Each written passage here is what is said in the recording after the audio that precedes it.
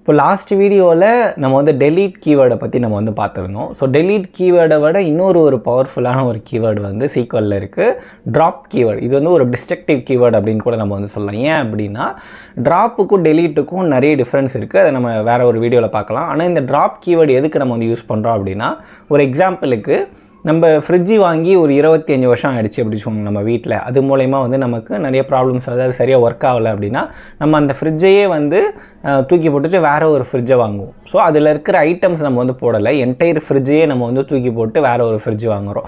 So இது மாதிரி நம்மளுடைய டேட்டா பேஸில் நம்மளுடைய டேபிள்ஸ் எல்லாம் நம்ம வந்து இந்த மாதிரி ஒரு ஆப்ரேஷன் பண்ணுறதுக்கு தான் நம்ம வந்து ட்ராப் கீவேர்டு வந்து யூஸ் பண்ணுவோம். இப்போ ட்ராப் கீவேர்டு வந்து எதுக்குன்னா, மொத்த டேபிளுமே நான் வந்து டெலீட் பண்ணணும், மொத்த டேட்டா பேஸுமே டெலீட் பண்ணணும், மொத்த இண்டெக்ஸ், மொத்த வியூ, இது மாதிரி மொத்தமாக நான் வந்து டெலீட் பண்ணுறதுக்கு ட்ராப் கீவேர்டு வந்து நான் வந்து யூஸ் பண்ணுவேன். அப்போது இங்கே வந்து ட்ராப் கீவேர்டில் ட்ராப் போட்டு நமக்கு தேவையான டேபிள் நேமையோ நமக்கு தேவையான டேட்டா பேஸ் நேமையோ கொடுத்தாவே போதும். அது மொத்த டேபிள் அண்ட் மொத்த டேட்டா பேஸுமே வந்து ட்ராப் ஆகிடும்.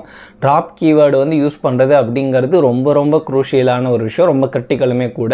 ஸோ ட்ராப் கீவேர்டை யூஸ் பண்ணுறப்போ நம்ம வந்து ஒரு எக்ஸ்பர்ட்ஸோ இல்லை ஆல்ரெடி எக்ஸ்பீரியன்ஸ் இருக்க ஒருத்தவங்களை வச்சு அதை வந்து நம்ம வந்து பண்ணோம்னா அது வந்து ரொம்ப ரொம்ப அட்வைசபிள் அப்படின்னு சொல்லலாம். ஸோ இது மாதிரி நிறைய இன்ட்ரெஸ்டிங்கான SQL and data engineering analytics video நம்ம வந்து சந்திக்கலாம். அது வரைக்கும் நன்றி, வணக்கம்.